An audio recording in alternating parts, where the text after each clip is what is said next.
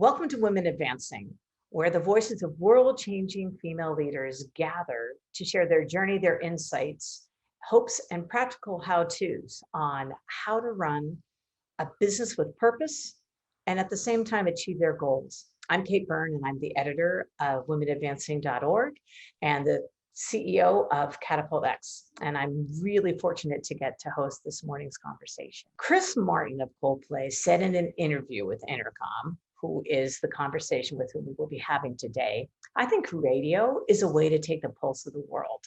I love that quote. So how has its role changed in our lives over the years? What impact have new audio mobile sites and apps such as Clubhouse had? And as a local media print has died, has radio our last bastion of local news source? With her deep understanding of the media technology ecosystem, our guest today can provide answers along with insights and trends that she sees on the horizon, as well as sharing how the heck she got to where she is, which is extraordinarily impressive. We're fortunate to be joined by Sarah Foss, Chief Information Officer at Entercom. And Entercom is a leading media and entertainment company, one of the two largest radio broadcasters in the US. It reaches over 170 million people each month through a very robust portfolio of over 230 radio stations, live events, digital platforms. They've really got a multi-platform, multi-touch point accessibility into all of our lives, and they're unrivaled as leaders in sports and news. She provides strategic direction, oversight for the design, the development, the acquisition, and then she also collaborates quite a lot, which I think is going to be really interesting to hear, with cross-functional executives to create a vision of how this digital data and analytics and new technologies can help create not only a differentiated experience, drive efficiencies in operations, but also how can it enrich our lives as listeners. So with that, m'lady, Sarah, how are you? Welcome. Happy Tuesday. Kate, I don't feel like I have much left to say. I mean, that was such an amazing intro that now I'm like, well, that was a great interview. I'm glad I could smile. No, I am so excited. And to share radio and kind of the resurgence that it's had because of the global pandemic, I think it's very funny. I got a lot of colleagues and peers saying, audio? Really? And I thought, no, contrary little video snobs, all the cool kids are now recognizing that audio is where it's at. Well, I was just saying earlier that to me, it's so funny how the world just sort of shows up and how externalities can really impact things. And the fact that we're all so zoomed out, it is so refreshing just to have just hear, just to listen, as opposed to have to actually be on or interacting or, and just to literally consume as we once did in days gone by. So how has COVID-19 actually impacted the radio business, if? Yeah, huge. First off, I think what's really fascinating is exactly what you just described, Kate, is radio is ubiquitous, and you can actually lean in or you can lean back with video or with reading, whether it's magazines, newspapers, fanfic. We got a lot of that with the teenager in the house. Any of those things, those are still very active, right? But with radio and all of its formations, you can either really be leaning into Michelle Obama's podcast or something like talk radio, where it's a community coming together and talking about what's happened to the restaurants in the greater Philadelphia area. I want to participate in those things in very meaningful ways. And sometimes I actually just want to have my favorite music, right? I just want to actually be walking the dogs and just have a book or a really fun podcast that's light, that allows me to kind of giggle along the way. So there's been a huge uptick in people listening. And I think a lot of people thought, well, we're not going anywhere. Well, au contraire, no, we're spending more time in our cars. It's just not commuting. It's doing other things. So listenership is up across all of the different types, whether it's radio or podcasting. The other thing that's really happened is we've changed the way we produce. Yeah.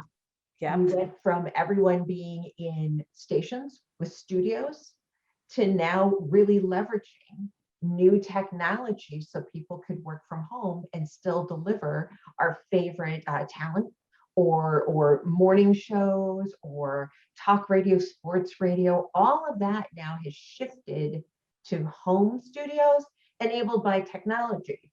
And what we've seen is now even more people can podcast because, again, of technology. So, and you know what, that just clicked in my mind. Another aspect that I think is really wonderful is now we, to your point, now that folks are actually recording and doing their work from home, we get to be inside the homes of some of our favorite on-air talent, right? And so there's a way that you can actually, I don't know, there's a greater intimacy, a greater sort of camaraderie. They become, yes, they're exciting, they're here, it's in their, big voices, but at the same time, you kind of feel they're people too. Yeah. Which I think has gotta increase the affection and the following. It's an intimacy and a community because of how radio, and now again digital audio, regardless of if it's spoken word or if it is curated music or streaming your favorite radio stations, any of those things help me engage emotionally, right? And so I really actually feel like I'm they're in my head, yes, because I'm listening. and I'm there with the talent. And the other thing that we've really seen, especially from our local radio station's perspective, is when we couldn't go out, when we were here quarantined, it still was the lifeline to what was going on in our home cities, in our towns, in the schools. How were they reacting? What was the conversation that was going on? Incredible public health outreach. Where do you need to go? Where do people need additional food at food banks because that, all of a sudden the job loss in the community. So it really actually strengthened that emotional connection, Kate, that you just brought up to radio, whether you're getting it on your phone, on your computer, or in a good old fashioned box or a smart speaker. Right. So in its own way, it's actually played a role in the democratization of opportunity and access to insight, information, availability of vaccines, to your point earlier, that sort of thing, which I think is all really important. How do you see this changing? If you do, like, what are you, I know you've got a lot of data and the analytics. Are there any little special tidbits that you see out there that you find perplexing, or that's curious, or that could make an interesting new product or opportunity? Ooh, great question. Well, I think the other thing, you already mentioned it in the intro, is the explosion, and I literally mean explosion, of these new social media apps like Clubhouse, like Locker Room, whereby it almost is the non-visual representation of those Zoom calls, or the extension of talk radio, where I can actually go connect with people on a topic that matters to me, or have access to listening to, like, Clubhouse on my phone. I get all the time, Mark Andreessen's on, and I get very excited because otherwise I'm not having a conversation with Mr. Andreessen, but I can in that type of form. So we've seen, again, a shifting of how audio is connecting us through different ways.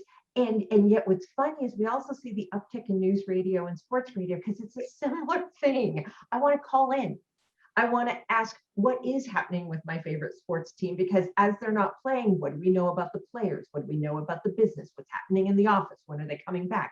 So that engagement with audio, which I think a lot of people always poo-pooed it, but we're saying, no, absolutely. People like talking to each other. They like sharing music. They like sharing playlists with each other. They want to be engaging with audio with people who matter on topics that matter. So, what's interesting, and I'm trying to think of what the term would be, because we've often thought, uh, and media, different types have been somewhat voyeuristic, and now radio has Mhm. become audioistic, or whatever that term would be. Just coined it. That's it. You heard Trademark it right now, Kate. everybody write it down. And I also think that is going to continue on with generations to come. I think it's one media that, from what I've seen at least, is my daughters all the way up through those older than myself. Everyone, there's just a meeting of the minds, right? Mhm. It's kind of a Mhm. level playing field. So what do you think are some of the key ways that, technology will end up impacting the future of media, such as the clubhouses and, Mm. right?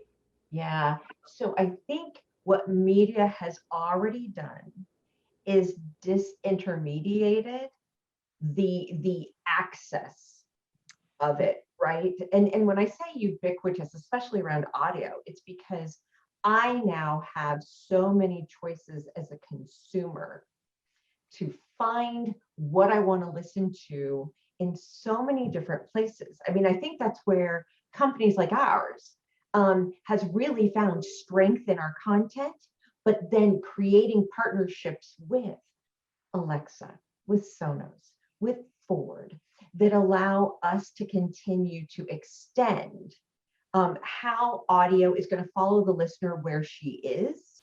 Mhm. And you reference data. We know that because we actually are getting information about that listener and where she's at and what is she listening to. Is it a podcast? Did she pause it? Did she flip over to music when she got into the car?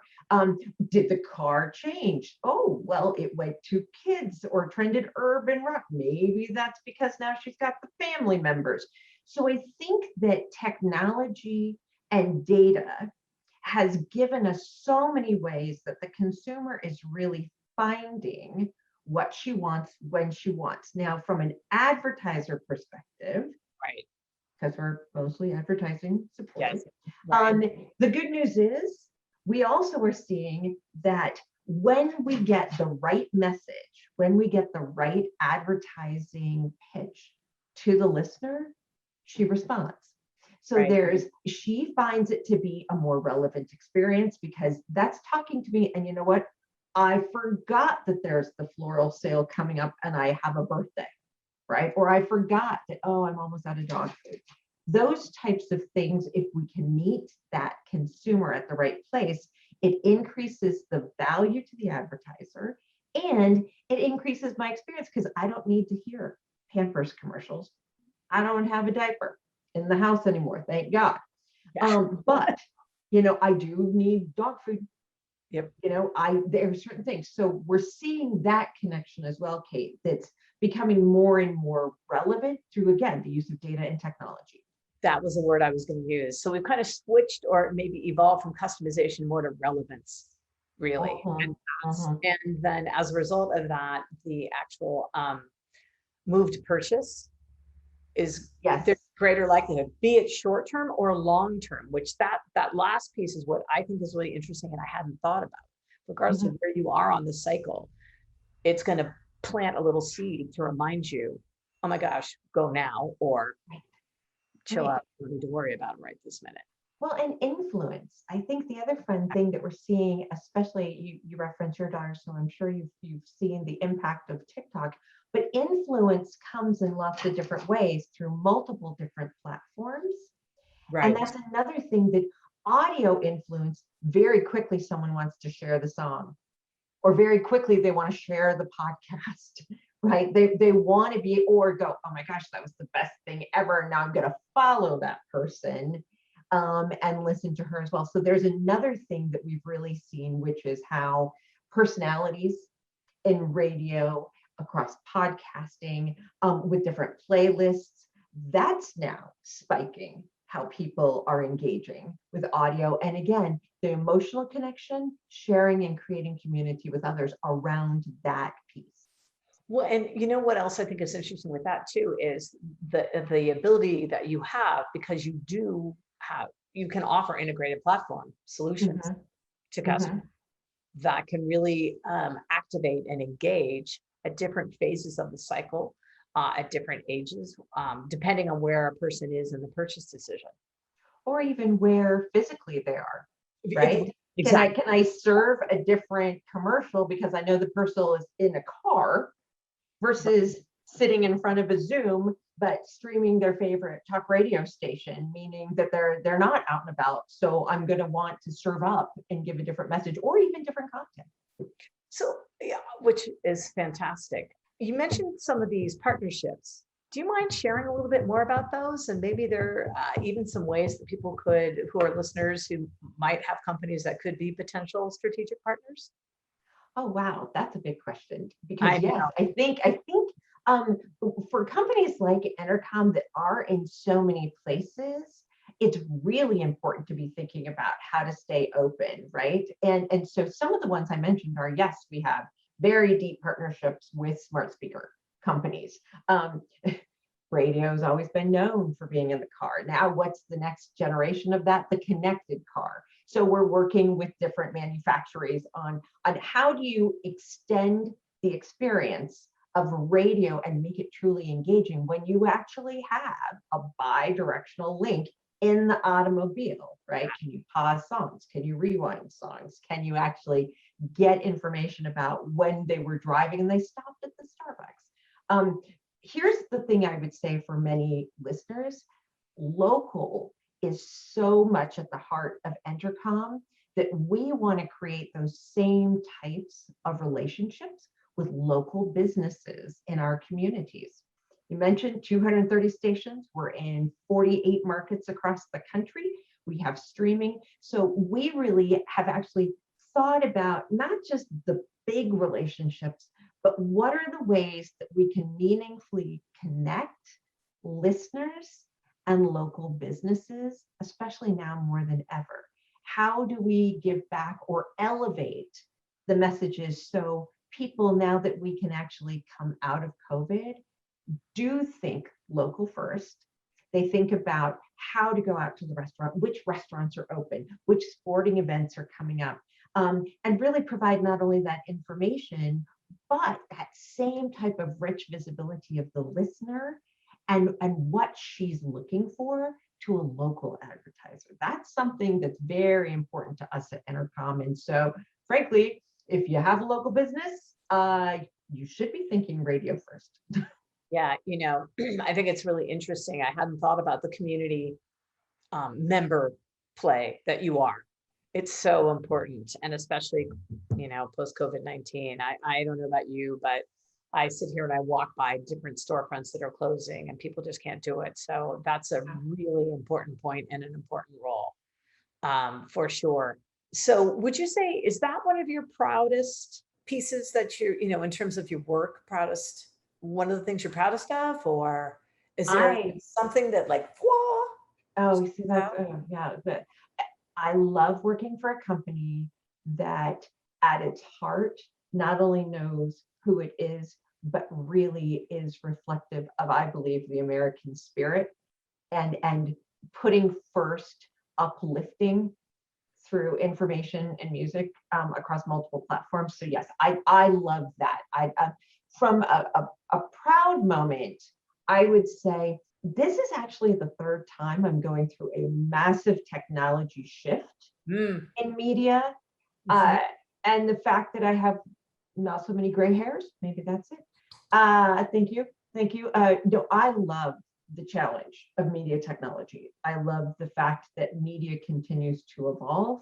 I like to be at the forefront of it. So to be able to say I'm working at a company that is reinventing radio is ecstatic, because you know what? It's coming from technology. It's coming from technology. And that's the place that technology has in media companies. It should be an accelerant for change and for growth. And I have had 3 other opportunities to do it. And so, you know what? Here we go again. Let's do it. Yeah. That to me gets me up in the morning. I get very excited. So how can we get more women in tech/quant positions, do you think? Have you always been sort of more numbers, technology, science, STEM oriented, or? Absolutely. And it actually is a passion. So maybe that's what I should be saying my proudest moment is. My proudest moment is 2 years ago, 4 other co-founders and I actually founded Tech Bays, which is an organization to really help women in technology fields network and mentor women coming up into the tech space. Very important to me because, Kate, we're getting more numbers. I'm ecstatic with the number of women that are part of our software development teams, that are part of our data analytics teams, but we still have a long ways to go. And how do we get more? Outreach, education, mentoring, and frankly, committing as women in technology fields that we are going to continue to lift folks up and bring them into this career, and then ensure that they have a support mechanism to continue to thrive and succeed. Because when I started my first NAB, I was in a room of 300 broadcast engineers, and there were 3 of us that were women. Yeah, no, I know. And I can only imagine. And then it gets even fewer when you start adding racial intersectionality to the conversation and the situation. And one of the reasons why I think it's so important, and it's something that I'm working on over at Catapult X, is there is also, when we have more balance, be it male or female developers, be it software, hardware, there is a different ethos. There's a difference when putting together and building programs and thinking short-term versus long-term thinking and exponential growth. There's just, you need both. Yes. And I think that what the types of work we're going to need today to do together, that's the key word, the collaboration piece. Absolutely. Is going to require something that's more, perhaps a little linear, but more systemic. So being able to have what I call situational humility. So I'll do this piece. Oh, I love that. Yes. Right? Yes.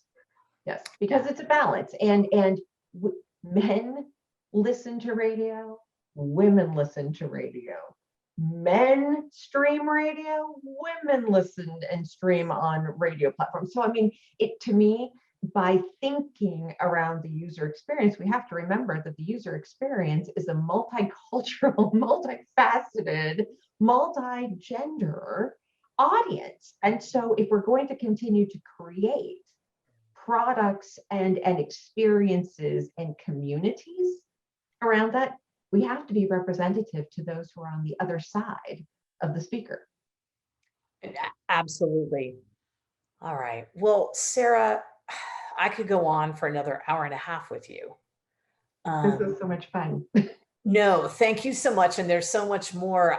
We're going to be doing an event later in the year. So we're going to be, I'm sure, be tapping in and asking perhaps you to come and join us, because this is such an important topic and it's just evolving so quickly. Would love to, would absolutely love to, because I agree. And I do hope that as you think of audio, that you and your podcasting and this continues to be something that folks share, because the topics are great, and hopefully it gets more women thinking about media, not only as a career, but ways that they can extend it to. No, absolutely. And we can, and it's in our nature. It's kind of how we're wired, right? And so this is part of the, now is the time, it seems. I don't know, there's sort of uplift right now. I'm really excited. All right, well, so with that, thank you so much. I really appreciate your time. For those of you who are listening, we know you always have a choice of how to spend time and with whom to spend it with. And we're just really humbled and excited that you chose us to spend it with. So thank you, and we'll talk to you next time.